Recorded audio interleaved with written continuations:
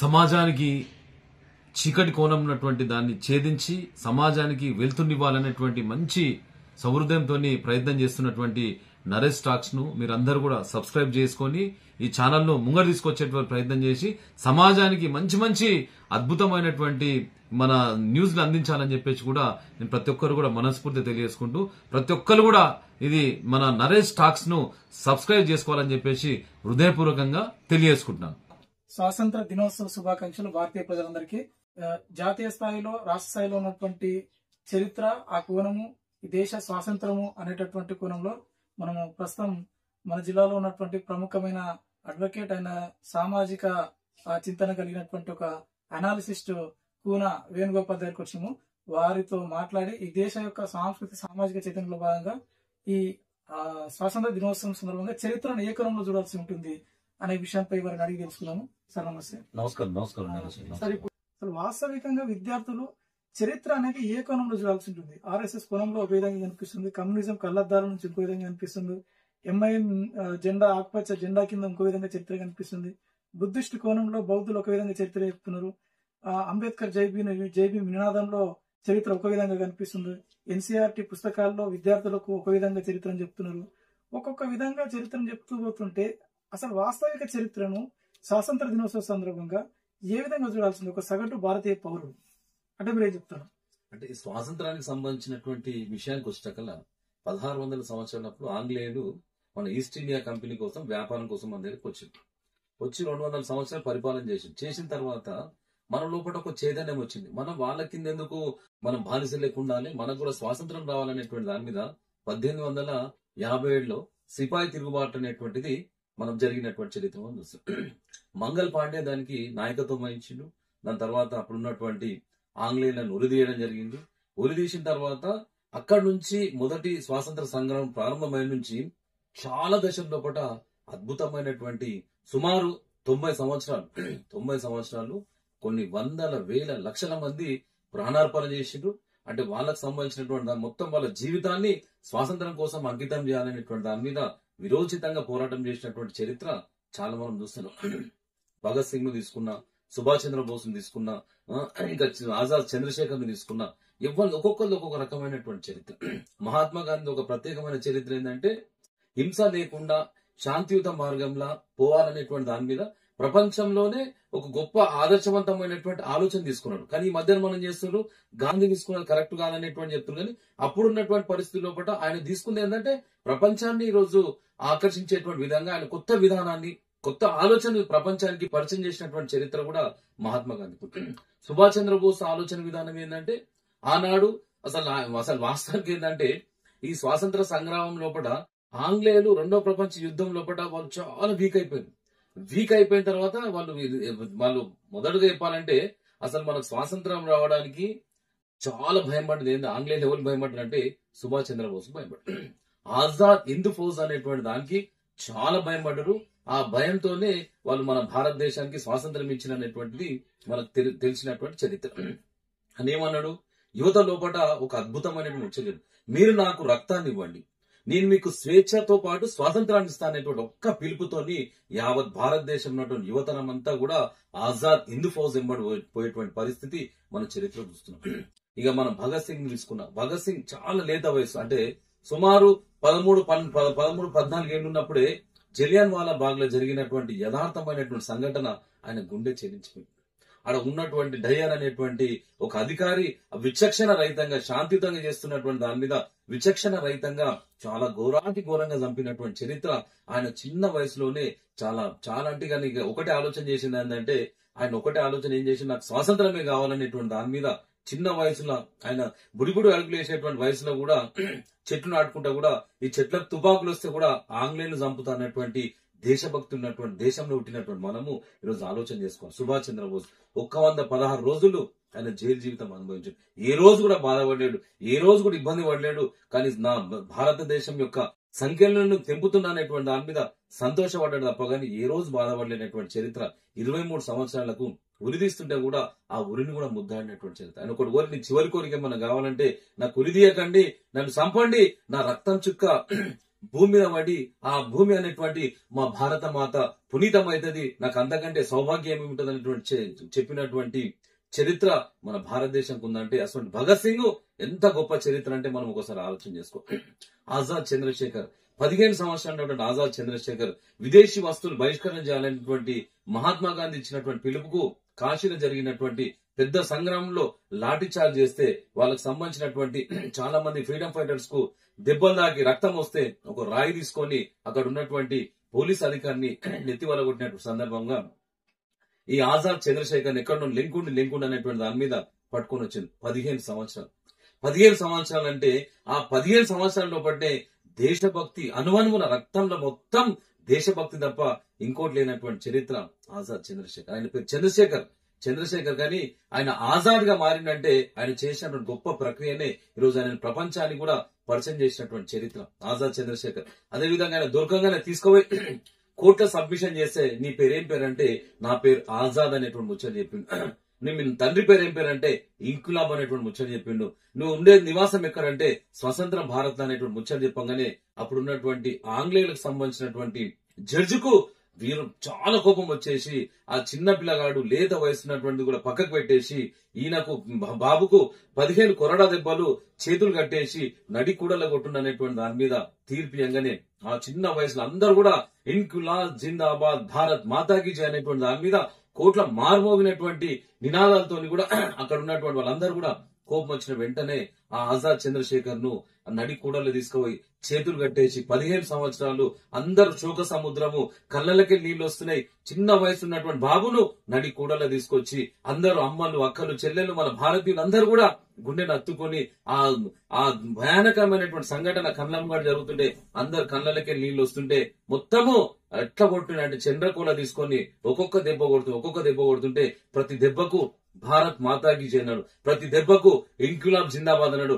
ప్రతి దెబ్బకు జై బోలో భారత్ మాతాకి అనేటువంటి 15 కొరడా దెబ్బలు కొడితే కూడా ఏమాత్రం ఇది కాకుండా రక్తం గాడుతున్నా గానీ భారత్ మాతాకి జై అన్నటువంటి వీరుని అన్నటువంటి దేశం మన భారతదేశం కనుక మనం ఒకటి ఆలోచన చేసుకోవాలి. ఇప్పుడున్నటువంటి యువతరం ఏంటంటే మహాత్మా గాంధీ అట్లా వీళ్ళు ఇట్లా అనేటువంటి దాని మీద వాళ్ళు ఎంతో మంది సాక్రిఫై చేస్తేనే ఈ రోజు మనకు అందరు కూడా త్యాగాలు వచ్చినాయి కనుక మన మహాపురుషులను స్వాతంత్ర పోరాటంలో విరోచితంగా పోరాటం చేసిన గురించి మాట్లాడే ముందు వాళ్ళ యొక్క జీవిత చరిత్ర చదవాలి. మహాత్మా గాంధీ యొక్క జీవిత చరిత్ర చదవండి, సుభాష్ చంద్రబోస్ జీవిత చరిత్ర చదవండి, ఇంకోటి లాలా లజపత్ జీవిత చరిత్ర చదవండి, సర్దార్ వల్లభాయ్ పటేల్ యొక్క జీవిత చరిత్ర చదవండి, ఇంకా చాలా మంగళ్ పాండే జీవిత చరిత్ర చదవండి, మన ఝాన్సీ లక్ష్మీబాయి జీవిత చరిత్ర చదవండి. మీరు అన్ని జీవిత చరిత్ర చదివితే మీకు పూర్తిగా చరిత్ర మీద అవగాహన వస్తుంది తప్ప వాళ్ళు అట్లన్నారు వీళ్ళు ఇట్లన్నారు వాళ్ళు అట్లన్నారు అంటే వాళ్ళ కోణంలో వాళ్ళకు ఉన్నటువంటి లాభాల మీద ఈ రోజు మాట్లాడేటువంటి పరిస్థితి మనకు ఉంటుంది కనుక మనం చరిత్ర పూర్తిగా తెలుసుకోవాలంటే మనం వాళ్ళ యొక్క జీవిత చరిత్రను పూర్తిగా తెలుసుకుంటే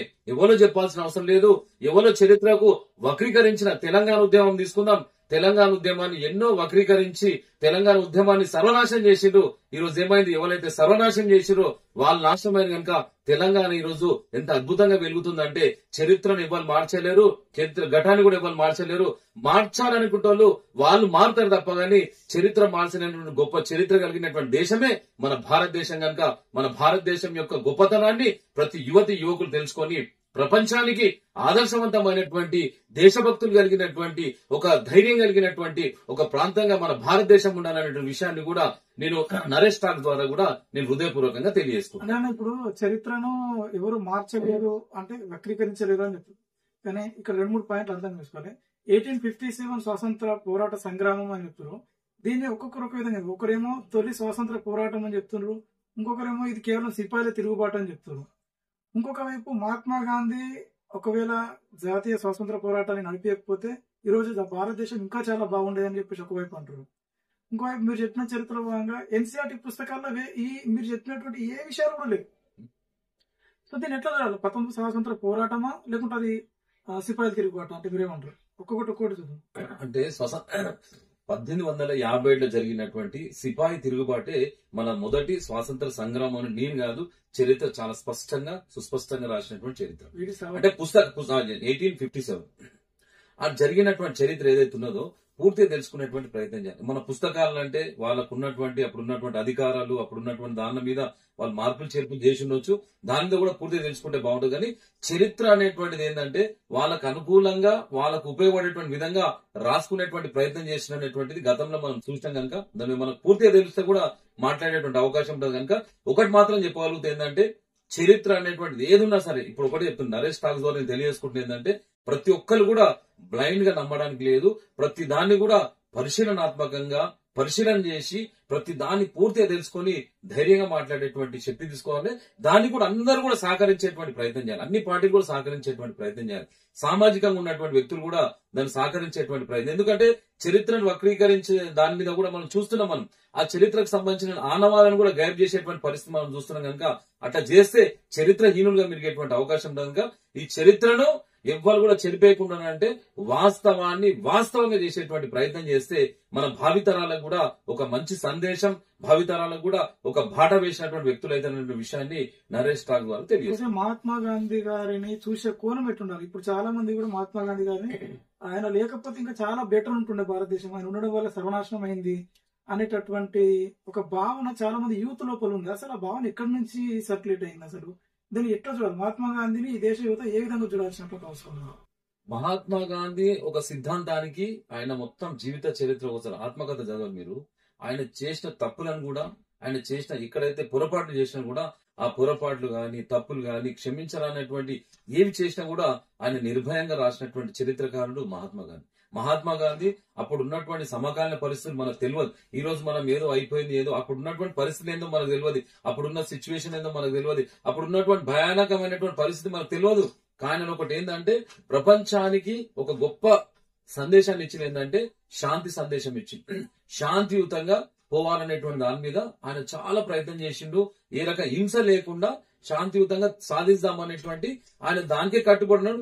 చివరి వరకు కూడా దానికోసమైన పోరాటం చేసి ఆయన ఉన్న ఐడియాలజీ గాని, ఆయనకు ఉన్నటువంటి ఆలోచన విధానం గాని, ఆయనకు ఉన్నటువంటి దాని మీద చాలా మంది దాన్ని యాక్సెప్ట్ చేసి చాలా మంది దాన్ని అంగీకరించి ఆయనతో పాటు సహకారం చేసి ఆయనతో పాటు అన్ని ఉద్యమాల్లో కూడా పాల్గొన్నటువంటి చరిత్ర. కానీ ఈ మధ్యలో మనం ఏమైపోయిందంటే మహాత్మా గాంధీని తిట్టడం అనేటువంటి ఒక ఫ్యాషన్ అయిపోయింది.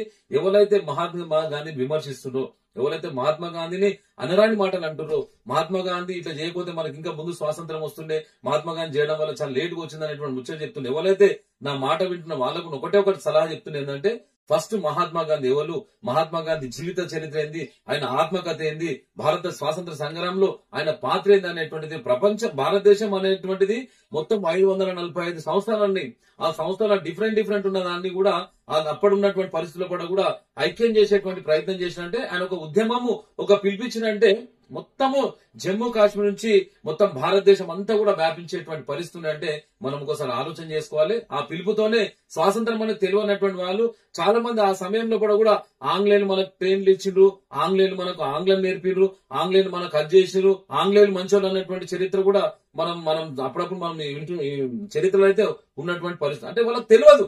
అంటే మనం వాళ్ళ కింద బందీలుగా ఉన్నాము, మనం కట్టపల్లేకున్నాము, మనం స్వాతంత్రానికి లోబడి ఉన్నాం, మనకి ఏ రకమైనటువంటి స్వేచ్ఛ లేదనే సంగతి వాళ్ళకి తెలియదు. వాళ్ళు ఏమనుకుంటారు అదే మాకు స్వాతంత్రం, అదే గొప్ప అనేటువంటిది కూడా ఉన్నది. కనుక ఆయన ఒకటి చెప్తున్నా ఏంటంటే మహాత్మా గాంధీ విమర్శించేటువంటి వ్యక్తులకు ఒకటే నేను అడుగుతున్నా ఏంటంటే మొత్తం భారత స్వాతంత్ర సంగ్రామం చరిత్ర చదవండి. 1857 నుంచి ఇప్పటి వరకు జరిగినటువంటి 1947 వరకు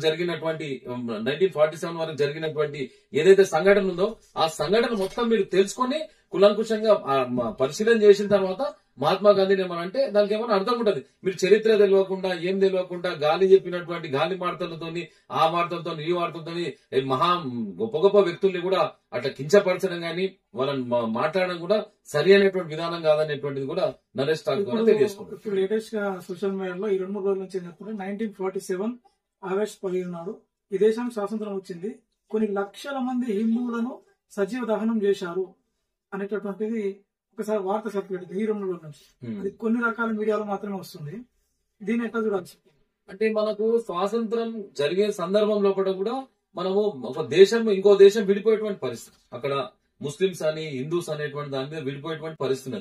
అప్పుడే కూడా పాకిస్తాన్ కూడా సపరేట్ అయినటువంటి పరిస్థితి మనం చూస్తున్నాం. మనం పాకిస్తాన్ సపరేట్ అయినాక కూడా వెంటనే జమ్మూ కాశ్మీర్ కావాలనేటువంటి దాని మీద యుద్ధం ప్రకటించినటువంటి పరిస్థితి మనం మన చరిత్ర చెప్తుంది. 1947 అయింది, 1965 అయింది, 1971 అయింది, 1999 అయింది, మొన్న జరిగినటువంటి ఆపరేషన్ సింధూర్ అయింది. అంటే ఆ సందర్భంలో ఏం జరిగింది ఏం కట అనేటువంటి దాని మీద పూర్తి చరిత్ర చదువుతూనే మనకు దాని మీద అవగాహన ఉంటుంది తప్ప కానీ ఎవరో చెప్పిందని మనం ఎట్లా పూర్తిగా నమ్మలేనటువంటి పరిస్థితి కనుక, ఎందుకంటే అది జరగవచ్చు, మనకు తెలియదు కదా, అది జరగవచ్చు, అది ఇంకేమైనా జరిగింది అనేటువంటి దాన్ని జరిగిన దాన్ని కూడా అది బయటికి రాకుండా కూడా చరిత్రను కప్పిపెట్టేటువంటి ప్రయత్నం కూడా జరగవచ్చు. సో ఏదో విధంగా 1947 నాడు వచ్చినటువంటి స్వాతంత్రం ఈనాటికి 79 సంవత్సరాల పైగా స్వాతంత్రం అవుతుంది. కానీ ఈనాటికి కూడా ఇంకా ఆనాడు భారతదేశం అభివృద్ధి చెందుతున్న దేశంగానే ఉంది, ఇప్పుడు కూడా ఇంకా అభివృద్ధి చెందుతున్న దేశంగానే ఉంది. లోపం ఎక్కడ ఉంది? లోపం అంటే మన దగ్గర ఏంటంటే నాయకత్వ లోపం ఉందన్నమాట. నాయకత్వం అంటే ఎవరైతే రాజకీయ నాయకులు ఉన్నారో, రాజకీయ వ్యవస్థ ఉన్నదో, ఆ వ్యవస్థ ఏంటంటే ఆ వ్యవస్థ ఉన్నటువంటి వాళ్ళందరూ కూడా ఏంటంటే అధికారం రావడానికి చాలా అద్భుతమైన మాటలు చెప్పారు. మేము నిరుద్యోగులను మొత్తం ఇది చేస్తాము, అది చేస్తాము, ఇది చేస్తాం అనేటువంటి దాని మీద కళ్ళబొల్లి మాటలు చెప్పేసి వాళ్ళు గద్దెనెక్కిన తర్వాత వాళ్ళు పూర్తిగా ఇది సమస్యలన్నీ కూడా మర్చిపోయి వాళ్ళ వ్యక్తిగత ఎజెండా, మేము ఎట్లా సంపాదించుకోవాలి, మళ్ళీ ఇంకొక 40 ఏళ్ల వరకు మేము ఎట్లా పరిపాలన చేసుకోవాలనేటువంటి దాని మీద వ్యక్తిగత ఎజెండా అనేటువంటిది ప్రతి నాయకుని లోపల అది స్వార్థం అనేది రావడం వల్ల కూడా ఆ ప్రజల యొక్క కష్టాలు, వాళ్ళ యొక్క బాధలు అనేటువంటిది కూడా నేటి కూడా తీర్తలేదంటే మనకి ఇచ్చినటువంటి రాజ్యాంగం ఇచ్చినటువంటి స్ఫూర్తి ఏదైతే ఉన్నదో, మనం అందరం బతకాలి, మనందరం భూవ కావాలి, మనకు షెల్టర్ కావాలి, ఉండడానికి ఇల్లు కావాలి. ఈరోజు విచిత్రం ఏంటంటే 79 సంవత్సరాలైనా కూడా నేటికి కూడా నాకు డబుల్ బెడ్రూమ్ ఇల్లు కావాలి, నాకు ఇందిరమ్మ ఇల్లు కావాలి, నాకు రేషన్ కార్డు కావాలి, నాకు పెన్షన్ కావాలి, నాకు అది కావాలి, నాకు ఇది కావాలి అనేటువంటి దాని మీద మనం ఇప్పటి కూడా నిజంగా చెప్తున్నా కదా, ఈ 79 సంవత్సరాలు స్వేచ్ఛ వచ్చినాక కూడా నేటికి కూడా మనం అడుక్కునేటువంటి పరిస్థితి అంటే ఇది పూర్తిగా ఇది ఎక్కడ లోపం జరుగుతుంది అనేటువంటి ప్రజలకు తెలుసు, అందరు తెలుసు. కనుక ఇప్పటికైనా సరే ఈ 79వ స్వాతంత్ర దినోత్సవం సందర్భంగా సరే ఒకసారి ఆత్మ పరిశీలన చేసుకోవాలి. నువ్వు 1,00,000 కోట్లు సంపాదించినా తల్లి గర్భంలోకి వచ్చి కాల గర్భంలో నడిచిపోతావు. నువ్వు ఏం శాశ్వతంగా ఇవ్వనుండరు, కానీ చిరస్థాయిగా ప్రజలకు చేసినటువంటి మేలును మాత్రం ప్రజలు ఎప్పుడు కూడా మర్చిపోరు, ప్రజల గుండెల్లో పెట్టుకోరు. నా మాట వింటున్నటువంటి ప్రజాప్రతినిధులు ప్రజల కోసం మీరు పని చేయండి, ప్రజల మెప్పు పొందండి, ప్రజల గుండెల్లో కూడా గుడి కట్టుకునేటువంటి ప్రయత్నం చేయండి తప్ప మీ వ్యక్తిగతంగా కట్టుకున్నది అది ఎప్పుడు కూడా పేకం మేడ లేక కూలిపోతే తప్ప గానీ ఏ రకమైనటువంటి ప్రయోజనం ఉండదనక మన తల్లి గర్భంలోకి వచ్చి మన కాల గర్భంలో కలిసిపోయే లోపల మన చరిత్రలో ఒక పేజీ ఉండాలి. పలా నాయకుడు మాకు ఇది తెచ్చిండు, పలా నాయకుడు ఇన్ని కంపెనీలు తెచ్చిండు, పలా నాయకుడు మాకు ఈ రకంగా ఉపాధి కల్పించిన, పలా నాయకుడు మాకు ఇన్ని రకాలుగా ఇది చేసిన అనేటువంటి దాని మీద సగర్వంగా చెప్పుకునేటువంటి నాయకత్వం వచ్చిన రోజు భారతదేశం నిజంగా చెప్తున్నా కదా, ఇప్పటికే ప్రపంచంలోనే భారతదేశం ఈ రోజు 3వ ఆర్థిక వ్యవస్థగా ఎదుగుతుందంటే కూడా దాని వెనుక కూడా చాలా రకాలైనటువంటి కృషి జరుగుతున్నది. ఆ కృషిలో మీరు కూడా ఇంకా సహకారం చేసేటువంటి ప్రయత్నం చేస్తే చాలా అద్భుతమైనటువంటి శక్తిని వచ్చేటువంటి అవకాశం ఉంటుంది. కనుక దానికి యువతరం మీరు ఆలోచన చేసుకోవాలి. ఏంటంటే ఇప్పుడు అమెరికా తీసుకోండి, ఇప్పుడు అమెరికా ఉన్నటువంటి 18 సంవత్సరాలు నిండినటువంటి అమ్మాయి గాని అబ్బాయి గాని వాళ్ళు హోటళ్లలో పనిచేస్తారు, ఇంకా బూట్ పాలిష్ చేస్తారు, ఏదో ఒక రకంగా పని చేసుకొని తల్లిదండ్రుల మీద ఆధారపడరు. మన దగ్గర ఏంటంటే 10వ తరగతి చదివేసి నాకు నౌకరీ వస్తే చేస్తా, నేను కూర్చున్న కుర్చీ కింద ఫ్యాన్ ఉండాలి, పక్కకే వాష్రూమ్ ఉండాలి, ఇలా ఓంగా నాకు బస్ దొరకాలి, ఇవన్నీ ఆలోచన కాకుండా మనం పనిని దైవం చేసుకునేటువంటి ప్రయత్నం చేయాలి. మన బసవేశ్వర్ చెప్పినట్టు కాయకమే కైలాసం, అంటే పనిలోనే దైవం ఉన్నది. ఆ దైవాన్ని తీసుకునేటువంటి ప్రయత్నం చేస్తే ఈరోజు మూడో అతిపెద్ద ఆర్థిక వ్యవస్థగా ఈరోజు భారతదేశం ఎదుగుతుంది కదా. ఇంకా మీరు అందరం కూడా మన భారతదేశం ఉన్నటువంటి యువతరం అందరం కూడా ఒక్కసారి మేల్కొని మనం చేసే పనులు, దేశభక్తి అంటే మనం ఏదో కాదు, మనం కరెక్ట్ పని ఎదుటి వ్యక్తులకు ఇబ్బంది కలగకుండా, ఎదుటి వ్యక్తి మన ద్వారా కష్టం జరగకుండా నువ్వు కరెక్ట్ పని చేస్తే అదే దేశభక్తి, అదే భారతదేశం యొక్క సంపద. ఆ సంపదను సృష్టించేటువంటి యువతరం అయితే మన భారతదేశం 3వ ఆర్థిక వ్యవస్థ కాదు, ఇదే కొనసాగితే ఒక 10 ఏళ్ల లోపల మొదటి స్థానం వచ్చేటువంటి అవకాశం కనుక ఇది భారతదేశం యొక్క సంపద యువతరం. ఈరోజు యువతరం అంతా దేని మీద ఉన్నారంటే మొబైల్ ఫోన్ ఉన్నారు, మహాత్మా గాంధీ మీద కామెంట్ చేయడము, మా గొప్ప వాళ్ళ మీద కామెంట్ చేయడము, వాళ్ళ మీద కామెంట్ చేయడం, వీళ్ళ కామెంట్ మీద చేయడము, అదేదో ఒక పెద్ద ఫ్యాషన్ అయినట్టు మనం ఇది చేస్తున్నాము. మనం ఏంది, మన లక్ష్యం ఏంది, మనం దేశం కోసం ఏం చేస్తున్నాం, దేశం కోసం ఎంతో మంది త్యాగం చేసిరు, మనం ఏం చేస్తున్నాం, మనం ఎక్కడున్నాం, మన స్టేజ్ ఏంది అనేటువంటి దాని మీద ఆత్మ పరిశీలన చేసుకునేటువంటి ప్రయత్నం చేస్తే ప్రపంచానికి ఓ దిక్సూచిగా మన భారత్ ఉన్నటువంటి యువతరం అయితే అనేటువంటి విషయాన్ని అయితే నరేష్ టాక్స్ ద్వారా తెలియజేసుకుంటాం. స్వామి వివేకానంద ఒక మాట చెప్పిన, ఉక్కు నరాలు వజ్ర సంకల్పం కలిగినటువంటి యువత ఈ దేశానికి కావాలి, నేను దేశ ముఖ చిత్రాన్ని దేశ భవిష్యత్తుని మార్చేస్తానని చెప్పాడు. ఇప్పుడున్నటువంటి యువత సాయంత్రం అయితే ఏడమందాలే ఏడ బిర్యానీ ఎవరు తినబెడతాడు అనేటటువంటి పరిస్థితిలో నడుస్తుంది. సో ఈ 79 సంవత్సరాల తర్వాత ఈ తర్వాత దేశం యొక్క భవిష్యత్తు నిర్ణయించేటటువంటి యువత ఏ విధంగా ఉండాలి, వాళ్ళ యొక్క అడుగులు ఏ విధంగా పడాలి, ఇప్పుడున్నటువంటి వాళ్ళ ఆలోచన విధం ఏది. ఎందుకంటే భారతదేశం ప్రపంచంలో 3వ అతిపెద్ద ఆర్థిక వ్యవస్థ ఎదుగుతున్నది. కానీ అట్ ఏ టైం భారతీయులు పేదలు. ఇక్కడ ఉన్నటువంటి యువత ఇంకా జాబ్ల కోసం ఎదురు చూస్తారు. 80% మంది రేషన్ బియ్యం కోసం ఎదురు చూస్తారు.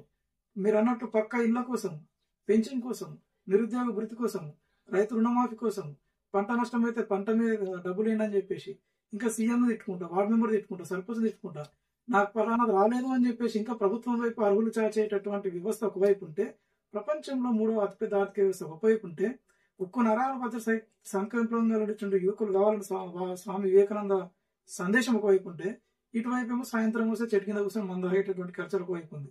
ఎట్లా చూడాలి, యువత ఎటువైపు పోవాలి, యువత యొక్క అడుగులు ఎటువైపు పడాలని మీ యొక్క మాటల్లో ఏమని చెప్తారు యువతకి? యువత ఇప్పుడు ఉన్నటువంటి మన భారతదేశం ఉన్నటువంటి యువత గాని, తెలంగాణ రాష్ట్రం ఉన్నటువంటి యువత గాని చాలా అద్భుతమైనటువంటి మేధో సంపత్తి కలిగినటువంటి యువత ఉంది.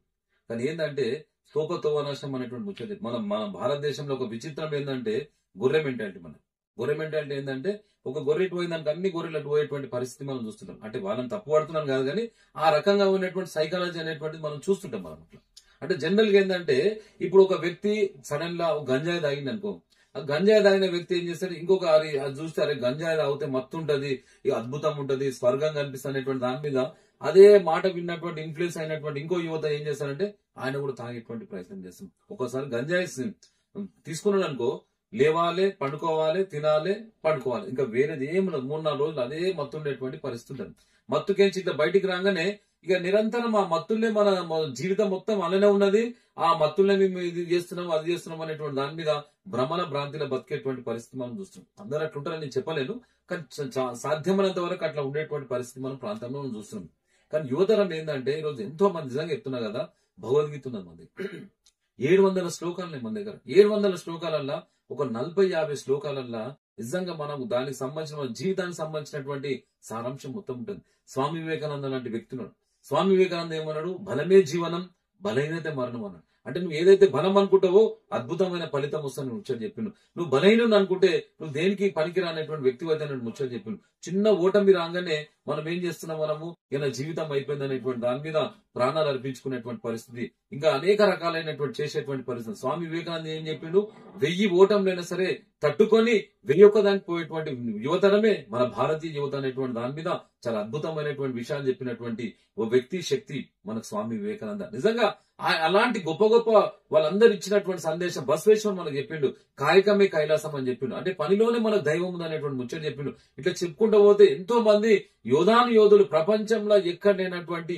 మేధా సంపత్తి కలిగినటువంటి, ప్రపంచంలో ఎక్కడ లేనటువంటి ధైర్యాన్ని, స్ఫూర్తిని, విశ్వాసాన్ని, నమ్మకాన్ని ఇచ్చినటువంటి దేశంలో పుట్టినటువంటి మనం ఈ రోజు నిర్వీర్యమైనటువంటి పరిస్థితి ఏంటంటే మత్తుకు బానిసేటువంటి పరిస్థితి. చాలా అంటే శురువాత మనం ఏంది 10వ తరగతి పాస్ అయ్యి ఇంటర్మీడియట్ పోగానే మెల్లగా సిగరెట్ తాగుతున్నాం. సిగరెట్ తాగి రింగు లోపట్ల వాళ్ళు ఏమనుకుంటారు, ఇది ఒక ఫ్యాషన్ అనేటువంటి దాని మీద ఆ రింగు లోపట మనం బొంగైతే మన సంగతి తర్వాత తెలుసుకున్న లోపట జీవితం మొత్తం సంగనాకేటువంటి పరిస్థితి. మెల్లగా ఏంది 10వ తరగతి మన డిగ్రీలో ఫస్ట్ ఇయర్ కానీ డిగ్రీ పాస్ కాగానే బీర్లు తాగడు, ఫెయిల్ కాగానే బీర్లు తాగుడు, లవ్ పాస్ అయితే బీర్లు తాగుడు, లవ్ ఫెయిల్ అయితే బీర్లు తాగుడు, ఇక బీర్లు తాగిన తర్వాత ఇంకా దానికంటే ఇంకా మత్తు కావాలనేటువంటి దాని మీద గంజా అయిపోయేటువంటి పరిస్థితి, ఇంకా దానికంటే మత్తు కావాలనేటువంటి దాని మీద ఇంజక్షన్లు తీసుకొని కొకైన్ అనేటువంటి దాని మీద అనేక రకాలైనటువంటి మత్తు మత్తు మత్తు మత్తు మత్తు అనేటువంటి దాని మీద లాస్ట్ కు మొత్తము నీ శరీరం అంతా కూడా నిర్వీర్యం అయిపోయి ఒక జీవోత్సవం లాగా పడేటువంటి పరిస్థితి ఉంటది. అప్పుడు సమాజం వెలివేసిన తర్వాత నీకు అప్పుడు గీత జ్ఞానోదయమైన, వివేకానందుని యొక్క జ్ఞానోదయమైన, గౌతమ బుద్ధుని జ్ఞానోదయమైన, బసవేశ్వరుని యొక్క జ్ఞానోదయమైన నీ జీవితానికి ఏం ఉపయోగపడది. ఆ కన్న తల్లిదండ్రులు ఏమనుకున్నా ఒక కొడుకు పుట్టలేడు అనేటువంటి దాని మీద ఒకసారి 2 సార్లు, ఒక సంవత్సరం 2 సంవత్సరాలు చూసేసి ఇక నా కొడుకు కాదనేటువంటి దాని మీద అంత దౌర్భాగ్యమైనటువంటి పరిస్థితిలో యువతరం రావద్దు. కానీ ఒకటి కోరుతుంది ఏంటంటే తెలంగాణ రాష్ట్రంలో సంగారెడ్డి జిల్లా అన్నటువంటి యువతరం చాలా అద్భుతమైన యువతరం ఉన్నది. ఈ గంజాయిలకు, ఈ పనికి మాల దానికి దేనికి పోకుండా వాళ్ళకు లక్ష్యాన్ని ఏర్పాటు చేసుకునేటువంటి ప్రయత్నం చేయాలి. లక్ష్యం ఏర్పాటు చేసుకున్నప్పుడు కొన్ని ఇబ్బందులు వస్తుంటాయి, కొన్ని కష్టాలు వస్తుంటాయి. ఒక శిల్పం చెక్కేటప్పుడు అనేక రకాలైనటువంటి చెక్కుతనే ఆ శిల్పం అనేది తయారైతే కనుక ఆ శిల్పం తయారయ్యేటప్పుడు మనం ఓపిక పట్టాలి. కష్టాలు వస్తున్నాయంటే ఏదో చరిత్ర సృష్టిస్తున్నటువంటి దానికి ఒక సూచిక అనేటువంటి ఆలోచన చేసుకోవాలి. ఈ కష్టాలు రాగానే అదిరిపోవడం, కష్టాలు రాగానే బెదిరిపోవడం కాదు. ఎన్ని కష్టాలు వచ్చినా సరే నేను తట్టుకుంటా అనేటువంటి దాని మీద ధైర్యంగా ఉన్న రోజు నువ్వు అనుకున్నటువంటి లక్ష్యాలు నెరవేర్చేటువంటి అవకాశం ఉంటది. ఎవరో ఏం అవసరం లేదు. స్వామి యొక్క జీవిత చరిత్ర ఒక్కసారి ఆయన యొక్క చిత్రపటాన్ని చూసినా, ఆయన ఇచ్చినటువంటి సందేశాలను తీసుకొని ఒక్కసారి చదివితే మన లోపల ఒక ప్రేరణ, ఒక ధైర్యము, ఒక విశ్వాసము, అచంచలమైనటువంటి విశ్వాసం వచ్చేటువంటి అవకాశం ఉంటది. కనుక ఇది ఏంటంటే ప్రతి ఒక్కరి లోపల ఒక బాధ్యత ఏంటంటే, యువతరం ఏంటంటే వాళ్ళ మైండ్ అనేటువంటిది ఏంటంటే వాళ్ళు ఎక్కడెక్కడో తిరుగుతుంటారు. మన మైండ్ అనేది ఏంటంటే రేడియో అనమాట. అది ఎవరో దింపుతుంటారు, ఎక్కడెక్కడో తిరుగుతుంటారు. కనుక దయచేసి అట్లా కాకుండా మనం ఒక డైరెక్షన్ లో పోవాలంటే, మనం మార్చుకోవాలంటే మన లోపల మనం మార్చుకునేటువంటి మన ఆలోచనే మన యొక్క విత్తనం, అదే మనకు వచ్చేటువంటి పంట. ఈ ఆలోచన ఏం చేస్తున్నాము, నీ ఏ రకమైన ఆలోచనలు వస్తున్నాయి, మత్తు సైడ్ పోతే నీ జీవితం చిత్త అవుతుంది. దాంతో పాటు ఒక లక్ష్యం సైడ్ పోతే నీకు ఇబ్బందులు వస్తాయి, కష్టాలు వస్తాయి, అవమానాలు వస్తాయి, వ్యతిరేకత వస్తాయి, బాధలు వస్తాయి. అవసరం అనుకుంటే ఏది వచ్చినా సరే, నా ప్రాణం పోయినా సరే నా లక్ష్యం కోసం పనిచేస్తా అనేటువంటి ఏంది, ఒక జీవితంలో ఒక ప్రాణమే కదా పోతే పోని నా లక్ష్యం కోసం ప్రయత్నం చేసిన దాంట్లో నా ప్రాణం పోయింది అనేటువంటి దాని. భగత్ సింగ్ లాంటి చిన్న వయసు 23 సంవత్సరాలకే భారత మాత కోసం తన ఉరి తీసుకుంటే, ఉరి చేసినప్పుడు కూడా చాలా సంతోషంగా నగ్న గర్భంతో నేను ఉరిదిని కూడా ముద్దాడినటువంటి చరిత్ర కలిగినటువంటి దేశంలో చిన్న దానికి మనం బాధపడుకుంటూ పోయేటువంటి ప్రయత్నం చేయకుండా, ఈ మత్తు దానికి అదేం ఉపయోగం ఉండదు. అది ఏ రకమైనటువంటి నీ శరీరానికి ఉపయోగం ఉండదు. కనుక దయచేసి చేతులు జోడించి నమస్కరిస్తున్నా, ప్రతి యువత ఒక ఆదర్శంగా తీసుకునేటువంటి ప్రయత్నం చేయాలి. మీ యొక్క లక్ష్యాలు ఏంది, మీరు ఏం చేయాలనుకుంటారు? మనం బస్ స్టాండ్ పోతాం, మనం జైరాబాద్ పోవాలని చెప్పేసి హైదరాబాద్ బస్ ఎక్కితే ఎక్కడ పోతాం, మనము హైదరాబాద్ పోయేటువంటి పరిస్థితి ఉంటుంది. కనుక డైరెక్ట్ ఒకటే చెప్తున్నా ఏంటంటే, మనం ఎక్కడ పోవాలి, మన లక్ష్యం ఏంది, మన దశ ఏంది, మనకు 1440 నిమిషాలని మనం దేనికోసం ఖర్చు పెడుతున్నాం, ఎవరి కోసం ఖర్చు పెడుతున్నాం, మొబైల్ ఎంత సమయం కేటాయిస్తున్నాం, దాని తర్వాత పుస్తకాలకు ఎంత కేటాయిస్తున్నాం, గురువులు చెప్పేటువంటి పాఠాలకు ఎంత కేటాయిస్తున్నాం, మనం ఏ రకంగా మూడోదాం, ఏ రకంగా చరిత్ర సృష్టిస్తాం. కర్ణాటకలో ఒక గొర్రెలు కాసేటువంటి ఒక వ్యక్తి ఒక ఐఏఎస్ అయిపోయిందంటే, అది మామూలు ఐపీఎస్ అయిందంటే అది మామూలు ముచ్చట కాదు. ఎందుకంటే ఒక లక్ష్యాన్ని మీరు ఏర్పాటు చేసుకునేటువంటి ప్రయత్నం చేయాలి. మనకు ఉన్నటువంటి లక్ష్యం ఏంటంటే, పొద్దుగా లేవాలి, మత్తు తీసుకోవాలి, హాయిగా ఉండాలి, ఇక అన్ని సమస్యలన్నీ పరిష్కారం అయిపోయినటువంటి దాని మీద కళల జీవితం కాదు. కళల జీవితం అనేటువంటిది అది శాశ్వతం కాదు. కళలు కల్లోలం కావాలంటే అవన్నీ కూడా పక్కకు పెట్టుకొని, నేను ఒక మనిషిని, నాకు తల్లి జన్మనిచ్చింది, తల్లి కూడా ఆశపడుతుంటే ఏంటంటే నా కొడుకు గాని కూతురు గాని ప్రయోజకులు కావాలి, ఉద్యోగం రావాలి, 10 మందిలో గొప్ప చెప్పుకోవాలనేటువంటి దాని మీద తల్లి గాని తండ్రి గాని ఎంతో తపన పడుతుంటారు. నువ్వు స్కూల్కి పోయేటప్పుడు గాని, కాలేజీకి పోయేటప్పుడు గాని, నిజంగా చెప్తున్నా కదా, బస్సు కోసము గుమ్మం బయట ఎదురు చూస్తుంటే నా బిడ్డ వస్తుంది, నా కొడుకు వస్తుంది అనేటువంటి దాని మీద సృష్టిలో ఎవరు చూడరు బెట, ఎవరు చూడరు, ఏ మిత్రులు చూడరు, ఎవరు చూడరు. తల్లిని గౌరవించేటువంటి ప్రయత్నం చేయాలి, తండ్రిని గౌరవించేటువంటి ప్రయత్నం చేయాలి. ఒక్క ఎముక ఇరుగుతూనే మనకు చాలా ఇబ్బంది అవుతుంది. 27 ఎముకలు పటపట ఇరుకుంటే జన్మనిచ్చిన తల్లి నిజమైనటువంటి గొప్ప వ్యక్తి, తండ్రి గొప్ప వ్యక్తి. వాళ్ళని పూజిద్దాం, వాళ్ళని గౌరవిద్దాం, గురువులను గౌరవిద్దాం, దేశాన్ని గౌరవిద్దాం, మనం గౌరవించుకుందాం, మన ఆత్మగౌరవం పెంచుకునేటువంటి ప్రయత్నం చేద్దాం, సెల్ఫ్ రెస్పెక్ట్ పెంచుకునేటువంటి ప్రయత్నం చేద్దాం, మనకు ఉన్నటువంటి స్కిల్ పెంచుకునేటువంటి ప్రయత్నం చేద్దాం. తప్ప ఈ పనికి మాలినటువంటి మత్తు గిత్తు పబ్బు గబ్బు అనేటువంటి దాని మీద, పబ్బు పోతే నీ జీవితం గబ్బేటువంటి పరిస్థితి ఉంటుంది. ఇటువంటి అన్ని కూడా పక్కకు పెట్టుకొని ఒక అద్భుతమైనటువంటి ఆలోచన చేసుకొని ముంగట్టు పోయేటువంటి ప్రయత్నం చేయాలి. ప్రపంచాన్ని మార్చేటువంటి టెక్నాలజీ వస్తుంది. ప్రతి 11 సంవత్సరాలకు ఒక కొత్త రకమైన టెక్నాలజీ వస్తుంది. ఆ టెక్నాలజీ ఏంటంటే ఈరోజు ఆర్టిఫిషియల్ ఇంటెలిజెన్స్ అనేటువంటిది వస్తుంది. దాంట్లో మనం ఏ రకంగా ఎక్కడున్నా మనము రాబోయే రోజుల్లో మనకు ఉద్యోగాలు కూడా కొద్దిగా ఇబ్బంది అయ్యేటువంటి పరిస్థితి. అంటే టెక్నాలజీ మనం నేర్చుకోవాలి, ఇంకా మన స్టేజ్ ఎక్కడున్నది, మనం ఇంకేం నేర్చుకోవాలనేటువంటి దాని మీద ఆలోచన చేసుకునేటువంటి ప్రయత్నం చేస్తే అద్భుతాలు జరిగేటువంటి అవకాశం వస్తుంది. కానీ తప్ప ఈరోజు సంగారెడ్డి జిల్లాలో ఉన్నటువంటి పోలీస్ యంత్రాంగం గాని, తెలంగాణ రాష్ట్రంలో పోలీస్ యంత్రాంగం గాని ఒక పటిష్టమైన అభినందిస్తున్న వాళ్ళు ఏంటంటే, ఈ గంజాయి సంబంధించినటువంటి పూర్తిగా నిర్వీర్యం చేయాలనేటువంటి దాని మీద పూర్తి ప్రయత్నం చేస్తున్నందుకు పోలీస్ శాఖ వారికి ప్రత్యేకమైన ధన్యవాదాలు. చాలా ప్రాంతాల్లో చాలా కట్టడి చేసింది. ఇక్కడ కర్ణాటక గాని, మహారాష్ట్ర నుంచి వచ్చేటువంటి ప్రతి వెహికల్ లోపల కూడా వాళ్ళు కట్టడి చేస్తున్నందుకు ప్రత్యేకమైన ధన్యవాదాలు. దాంతో పాటు ఏంటంటే, ఎవరైతే మన గంజాయి తీసుకుంటున్నారో వాళ్ళు తీసుకున్న తర్వాత వాళ్ళు దొరకకపోతే కూడా మెంటల్ చేసేటువంటి ప్రయత్నం జరుగుతుంది. కనుక దాని మీద కూడా ఒక రిహాబిలిటేషన్ సెంటర్ కూడా ఏర్పాటు చేసే ప్రయత్నం చేసి, వాళ్ళ లోపల కూడా మానవత్వ కోణం, వాళ్ళ లోపల ప్రేమ భక్తి ఇవన్నీ కూడా దేశభక్తి వచ్చేటువంటి మీద వాళ్ళు కూడా మంచి వాళ్ళే, కాదని కాదు, కానీ ఒక దానికి ఏంటంటే మన శరీరం అనేటువంటిది కొన్ని అలవాటైన తర్వాత అది పోవాలంటే కొద్ది సమయం పడుతుంది కనుక ఆ సమయం కూడా ప్రభుత్వం కూడా ప్రత్యేకమైనటువంటి దృష్టి కేంద్రీకరించి రిహాబిలిటేషన్ సెంటర్లు పెట్టేసి ఇటువంటి వ్యక్తులందరూ కూడా మార్చేటి వాళ్ళు కూడా దేశానికి ఉపయోగపడేటువంటి వ్యక్తులను తయారు చేయాలనేటువంటి విషయాన్ని కూడా నేను యువతరానికి కూడా నరేష్ టాక్ ద్వారా నేను హృదయపూర్వకంగా తెలియజేసుకుంటాను. సో ఇది మనకు యువకులు చరిత్రను తెలుసుకునే కోణం అనేటటువంటి టాపిక్ లో భాగంగా నేటి స్వాతంత్ర దినోత్సవం భాగంగా చాలా అమూల్యమైనటువంటి సందేశాన్ని మనకు కూన వేణుగోపాల్ గారు ఇవ్వడం జరిగింది. సో చరిత్ర తెలియనోళ్ళు చరిత్ర సృష్టించలేరు అనేటటువంటి కోణంలో భాగంగా మనం సార్ చాలా విషయాలు చెప్పిండు.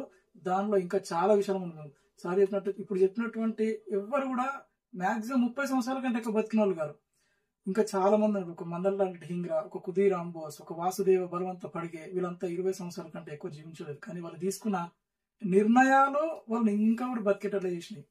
ఒక కుదీరామ్ బోస్, మదన్లాల్ ఢీంగ్రా లాంటి వ్యక్తుల యొక్క చరిత్రను చదివితే గూస్ బంప్స్ వస్తాయి. అట్లా చాలా మంది వ్యక్తుల యొక్క చరిత్రను మనం చదువుకుంటూ పోతే చరిత్ర చాలా పెద్దది. కాబట్టి ఆ యువకులందరూ కూడా చరిత్రను సరైన కోణంలో చదివి ఈ దేశ నిర్మాణంలో ఈ దేశ అభ్యున్నతిలో భాగం కావాలని చెప్పేసి మన వేణుగోపాల్ గారు కోరినటువంటి సందర్భంగా వారు ఇంత అమూల్యమైన సమయం మనకి ఇచ్చిన గారు వారికి థ్యాంక్ యూ చెప్తున్నారు సార్. సమాజానికి చీకటి కోణం ఉన్నటువంటి దాన్ని ఛేదించి సమాజానికి వెళ్తునివ్వాలనేటువంటి మంచి సౌహృదయంతో ప్రయత్నం చేస్తున్నటువంటి నరేష్ టాక్స్ ను మీరందరూ కూడా సబ్స్క్రైబ్ చేసుకొని ఈ ఛానల్ ను ముంగర తీసుకొచ్చేటువంటి ప్రయత్నం చేసి సమాజానికి మంచి మంచి అద్భుతమైనటువంటి మన న్యూస్లు అందించాలని చెప్పేసి కూడా నేను ప్రతి ఒక్కరు కూడా మనస్ఫూర్తి తెలియజేసుకుంటూ ప్రతి ఒక్కరు కూడా ఇది మన నరేష్ టాక్స్ ను సబ్స్క్రైబ్ చేసుకోవాలని చెప్పేసి హృదయపూర్వకంగా తెలియజేసుకుంటున్నాను.